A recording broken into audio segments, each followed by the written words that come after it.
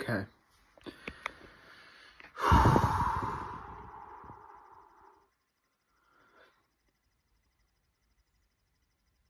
Let's talk about this. So, last night I finished Outer Banks Season 4.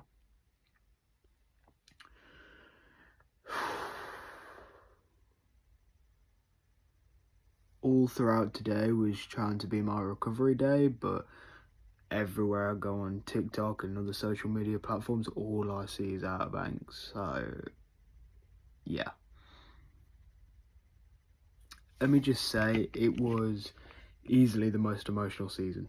By far. I was bawling my eyes out by the end of the season, and this will be a spoiler review because there is no way I cannot talk about spoilers. So if you haven't seen Outer Banks, or if you don't even want to bother watching it, then, you know, if you haven't seen it, go watch it. If you don't want to watch it, then just continue watching this now. Let's talk about it. So, Outer Banks Season 4 had 2 parts, Part 1 and Part 2, with the first 5 episodes releasing last month. I can't remember what day in particular, but yeah, released last month.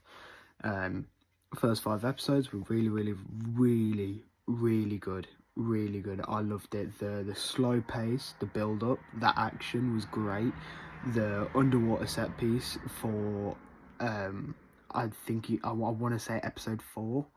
I'm pretty sure it's episode 4, where Key and JJ go underwater and they had the fight with the assassin guy. That was all really cool. Or should I call him a mercenary? Yeah, mercenary. Yeah, that was all really cool. I'm so happy with what they did. I think this season is by far the best season of Outer Banks. There's a lot that happened in that first half. So let's just kind of do a small little play-by-play. So the season started off with the aftermath of Season 3 of Outer Banks being... they found the gold from El Dorado. They got, I want to say something like 1.1 million. Could be way more than that. I don't really remember because I didn't rewatch Season 4 Part 2, Season 4 Part 1 before Part 2. I should have done. I'll give it a rewatching and give an overall season ranking when I've finished my rewatch of Season 4 and Season 4 Part 1 and 2. I've already rewatched the other seasons. I remember that off by heart. I've rewatched them like 1,000 times, so I remember everything that happened in those seasons. So anyway, yeah, so it started off exactly where season 3 ended. So you started off kind of as a little bit of a flashback where they went home, they sold the gold, and they got the money. They then got their home back. Well, they got JJ's home and turned it into Pogalandia 2.0. Now, this is extremely important for Part 2, later down the line, for Episode 6 in particular. So, yeah. So that happened, and then we followed them go through this big kind of, the first 2 episodes are kind of the world building, the setting of bringing us back, introducing us back to the characters that we all love, especially JJ, but I'll get more onto him later because, oh my days. So, anyway, they start off with this big kind of surf thing, but the Pogues and the Kooks are both there on the beach, and so they have this kind of, they have more of like a verbal thing to start off with. They're on the waves, the surfing and everything, and JJ being the cocky, kind of self-confident guy that he is, steals Topper, Topper's wave that he was going to ride on, which then causes consequences because after the surf, the Pogues find this turtle nest, this turtle den, and they're trying to guide them back into the water, where the kooks then think they want payback, and so they go ahead and run over some of the turtles, which causes a small little fight, which then leads to JJ saying, if you ever go near Kira again, or any of the other Pogues, then he'll kill them. And so it continues going. Now, they then have this big kind of bike race, which, by the way, I've just got to say, one of the coolest scenes in the show, and the cinematography, especially all throughout the season, but this particular bike chase, kind of this race, was so well choreographed and shot so beautifully. A lot of bird's eye shots and POV shots. It was so cool, quick, snappy, fast paced stuff as well. So yeah, that was really awesome to see. So yeah, you get this big bike chase, and just before that happens, JJ bets on the last piece of gold. This gold was saved by Pope and the rest of them for taxes and much more kind of house business stuff to focus on. Now, JJ loses the race just about because it was knocked off the bike. So that causes them to bring it back to the ending of season 3, where they're talking with the guy about how they need to go on this mission to get the Blue Crown. And the captain of the ship was none other than Blackbeard himself. So they meet Groff, I can't remember what his first name was again, but they meet him, and they are basically sent on this kind of big kind of goose chase, essentially, to find this first part of the artifact. And so basically, when they get sent out, we find out that the ship is underwater, which then leads into the really cool action scene where Key's being kind of like, she's about to get killed. You know, the oxygen tank has been damaged heavily to the point where, you know, she doesn't have like any oxygen left, so she's drowning. So JJ gives her the oxygen that he has and brings her back up. But before that, JJ, I believe, slashes him with a machete. I want to say it's a machete, but gives him like a huge cut on his arm there. Now, this leads into a tiny bit after the episode ends. So the episode ends pretty much there. And now JJ and Key are in the hospital in the kind of the water deprivation kind of tank area where they can kind of deflate, which leads into the mercenary coming in and essentially trying to get help for himself, but sees Key and JJ. So Key and JJ have to get out of there. Obviously, their romance is steaming up very much, like a lot. And so yeah, that kind of builds into the next part of this. So after they escape the hospital, they go to the mercenaries' address. They track him down. They go to the mercenaries' address. Now this leads into a scene where the mercenary comes back home.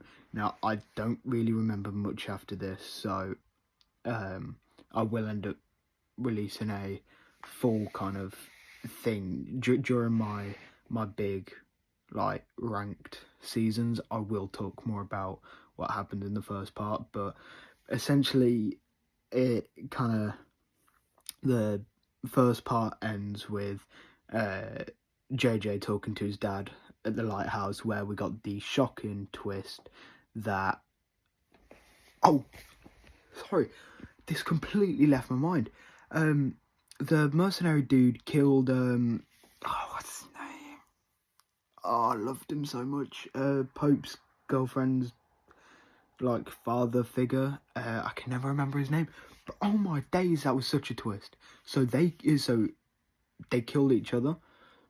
So they have to hide the body from Sheriff Shoop, who basically, when Groff's dad is killed by a ghost, they have to go kind of investigate.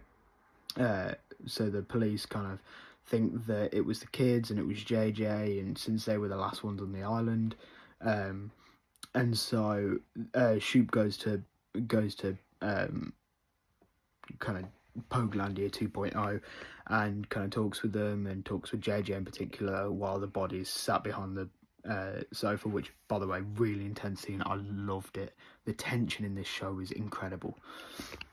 So yeah, that was that. Sheriff Shoot didn't really think much of it, but he got like an extra police officer there, just in case anything happened, which, by the way, went nowhere. I was a little bit confused with that, because there was supposed to be a police officer always there watching them 24 hours. So that was a little bit confusing to me, but yeah, so that happened, and then skipping forward a little bit, you know, I might be missing out some major details, so let me know in the comments down below. But yeah, so JJ goes to the lighthouse and sees his dad. Now, his dad tells him the extremely shocking plot twist that he's not actually his dad, and that Groff is his dad. And so this leads into part 2. Now, in part 2, we kick straight off from where we left off. JJ has just found out that his dad was like completely bullshitting, and that his whole life he was with an abusive dad who never truly cared for him, apart from when JJ was younger. And so Groff is the father. So JJ has to leave and goes to a kind of big community court hearing thing about the house, since it can no longer be Poguelandia 2.0 since JJ sold the gold. Now, or not sold, but bet on the gold. Now, this leads into where we find out that JJ's dad was on the kook side and decided to help them. Now, this led to JJ losing Poguelandia 2.0 and crashing out. And when I mean crashing out, I mean it.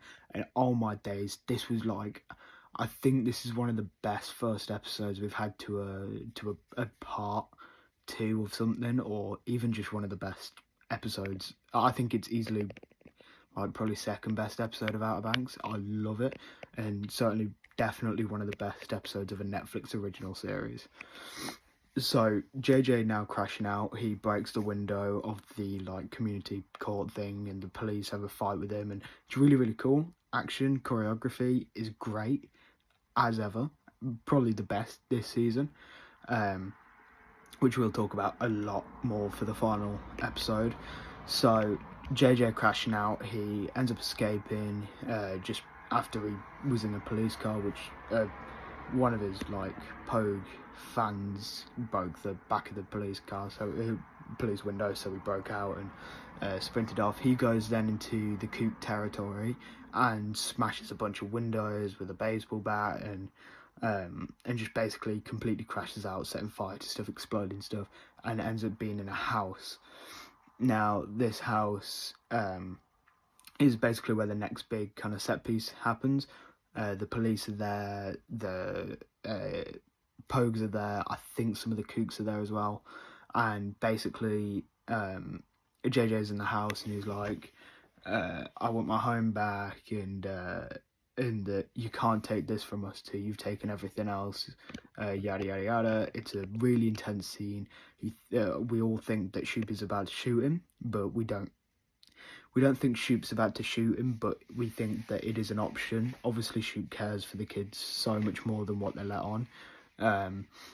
So yeah, so JJ then gets out from the back of the house and runs over to a bridge, loses the police, and this sets off the big part of the season. So Pope now, since he attacked a police officer who was going to shoot JJ, Pope now has two options. Either he goes to prison, or he goes into jeez, or he goes into the Navy for I think it's 3 years or 4 years. Correct me if I'm wrong. But yeah, so he's put he has this decision, and he's got one of them. What's it called? It's the basically the thing that the police can track you with. I can't remember what it's called. It's like when you're on probation, basically, and it's like that tracker thing that's on your leg. And so Pope, before he signs the thing to go to the Navy, he runs out and breaks the tracker, while a police officer who actually plays a surprisingly bigger part in the first and second part of this than I thought, breaks it off before he can find Pope, and so this sets off the big adventure.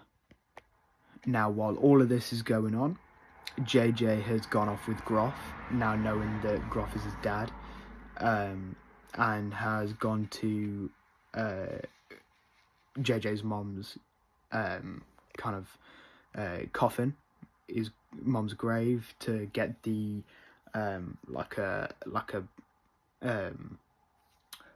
what's the word I'm looking for? Like a microscope type thing. Basically, it allows you to read the map that you can't read without it.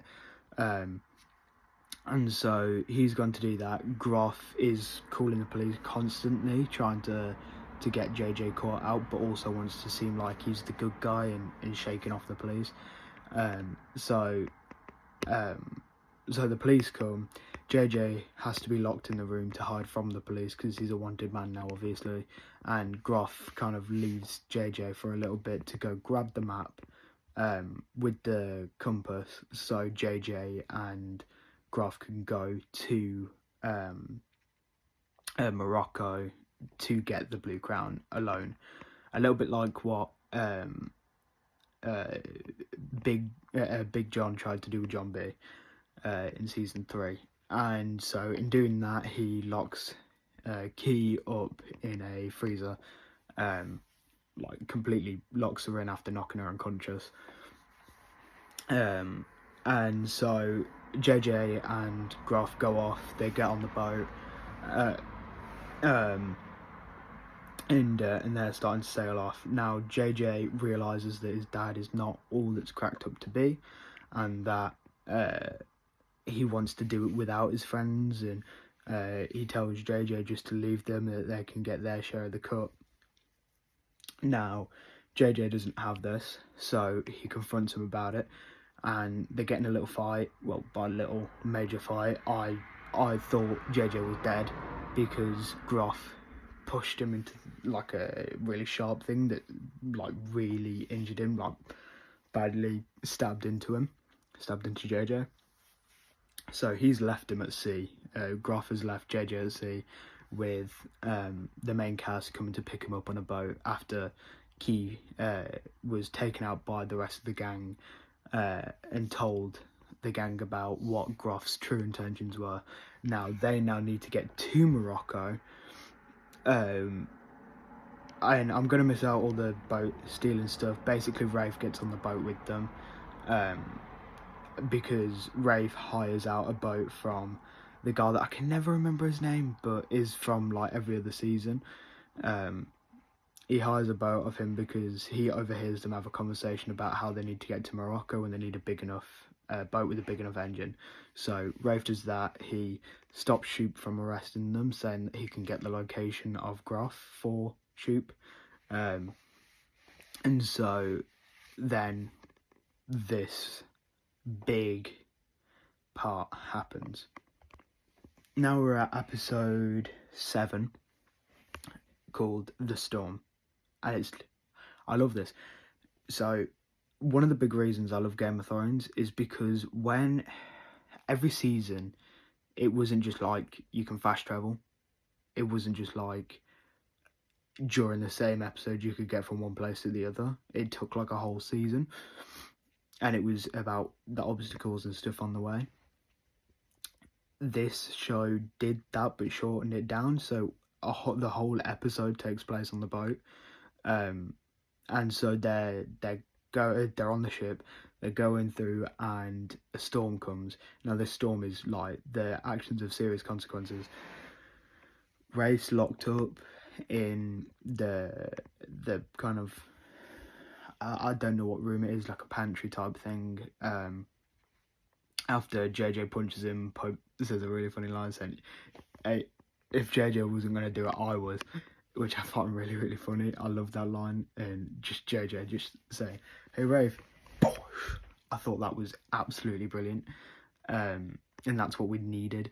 So, yeah, so they're now in the storm, everything's popping off. We found out that Sarah is pregnant, and John B now knows, and John B's trying to talk to JJ, saying that he wants him to be the the godfather of John B's baby, because they've been best friends all their lives. Now JJ, being drunk, slowly starting to turn into his dad, which I feel really bad for saying, because I know that he's in a lot of pain, but he has an argument with him saying that John B's not going to be a good father at all, which hurts him and gets him into a fight, which means JJ just goes back into his room and just drinks and drinks and drinks, which obviously is not good for him at all. Now, because of that, everyone's trying to do their part on the ship. The storm is getting really, really bad. The windows break where John B is steering the ship to get out of the storm, and Sarah tries to go help John B and goes out into the front, where a wave takes her and she's stranded in the water. JJ realizes that he needs to help, and so he jumps into the water to go save Sarah. Now everybody else goes back, not goes back, but ends up going to Morocco. You know, they pass the storm, they're at Morocco, they're searching for Sarah and JJ. They find Sarah and JJ, and that's where the episode ends. And now we're into the final. This final is an hour and a half, and it was absolutely amazing. So let's talk about it. John B and JJ make up, and Sarah is very thankful. So is John B that JJ saved Sarah and the baby.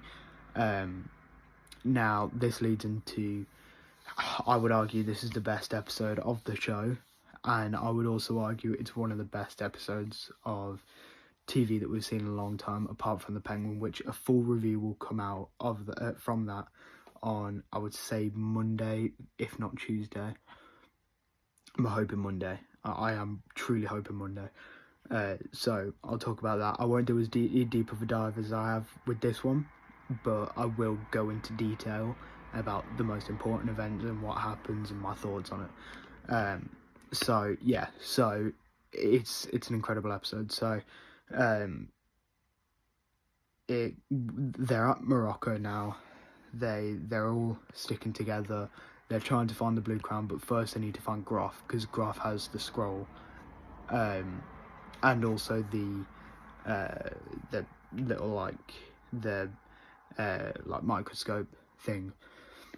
So they need to find Groff, which they do, but Rafe gets to them first, and oh my days, Rafe was on demon time this season, and especially this episode, bro, oh my days.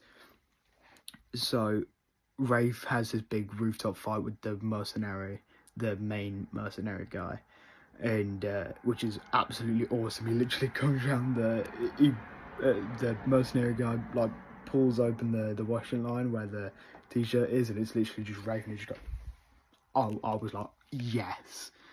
And so then he gets Graf, and they drive out to this well where they translate the map. Graf then tries to kill Rafe, which leads Rafe to push him down a well, taking the map and also the magnifying glass, which leads the gang to go down to where Rafe is, which is where the final part of this episode kicks off. most awesome set piece I've seen in a long time, and it might change if Penguin, if the Penguin episode 8 has a great set piece, but the sandstorm with the high stakes, mercenaries everywhere, insane. So much stuff happens here, so let's talk about it. So, to start off with, Rafe gets cornered by the mercenaries. The gang is there. Sarah grabs the gun off of JJ that he kept with him. And, you know, she pulls it out like that. And she's like... Pow! And you're thinking, oh my days, is Rafe just been shot by Sarah? No. The explosion goes off from a car and it knocks back all the guys, and Rafe and the gang go, and they go inside. They have this big chase scene and shooting and action every second with the sandstorm coming in, and oh my days, it's such a cool set piece. And so much stuff is going on, and so everyone's splitting off, and here's where it gets good. So Sarah and Rafe have a really good heart-to-heart. Sarah hugs Rafe, saying that they need to work together for this, and they have this big, emotional, powerful moment. I loved every second of that. Every second of it. Rafe getting a redemption arc is just what I needed in my life. So that happens. Then we lead into this final bit. Pope kills the main mercenary guy. He shoots him. I thought that was great for his character arc. Great. Because it showed that he's done holding back. He wants to save the people that he loves, and sometimes he's going to have to get his hands dirty to do it. So this leads into the best, most epic, but also the saddest scene in all of Outer Banks. JJ gets the blue crown, right? He takes it off of the big kind of dog Egyptian weird thing in Morocco, and he finds his dad. So Graf takes Kira hostage and says that you can have the blue, and says that if you give me the blue crown, you can have Kira back. I was thinking, oh my days, Kira's gonna die here. Kira is definitely dead here. Nope. JJ gives him the blue crown. Graf gives key back to JJ. And then they have a small conversation where Graf says, it's such a shame that we couldn't work this out, that we couldn't be father and son. And then stabs JJ and says, you shouldn't have left me in the well, you should have given me the rope. Oh my days. When I tell you, I was shocked to my core, and then started fucking crying my eyes out.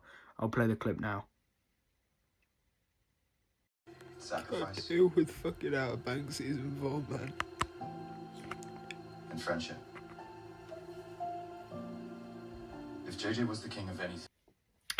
Alright, so, yeah. So as you just saw, I was bawling my eyes out. So, JJ is now dead. Graf has gotten away with the blue crown. And it gets to the final beach scene. Bear in mind as well, everyone's come over. John B's done this monologue that made me bawl my eyes out. Oh my days. They go to the beach, they bury JJ to show that he is truly dead. And because the actor had to leave the show, I've been reading up on it online. It's really confusing because people are saying different things, but the gist of what I'm getting, the most popular thing is that JJ's actor, his girlfriend, saw all the ships between JJ and Kiara and didn't want him in the show anymore, so he had to leave. But you can correct me if I'm wrong there. I don't fully know. That's just the most... I don't know what's happening with me today, but yeah, so that's just the most popular thing I've seen online. So he had to leave the show, so we had to die, but I didn't know that he had to leave until I finished the episode. So they're on the beach, and Rafe is angry, and I was shocked. I was shocked that he actually felt upset about JJ, and he suggested, you know, if I was JJ and it was one of you guys, I would go get revenge. And they're all like, yeah, we're gonna get revenge. Bro, the looks on their faces, just vengeance. Bro, Rafe was on demon time, bro. He was like, yeah, well, don't forget I'm a trained killer before, during the sandstorm fight scene. Oh my, that's awesome. Bro, season 5 is going to be incredible. So if you have seen season 4, stay tuned for season 5. And trust me, I'm going to be covering it all, every episode. Even if it's in 5 parts, I don't care. I'm covering every episode, every part straight away. I promise. So stay tuned for that, and I really hope you have a lovely, lovely day. And Netflix, I'm going to sue you for making me cry by JJ. So anyway, without further ado, that was my video for today. Thank you very, very much, and I'll see you soon. Bye.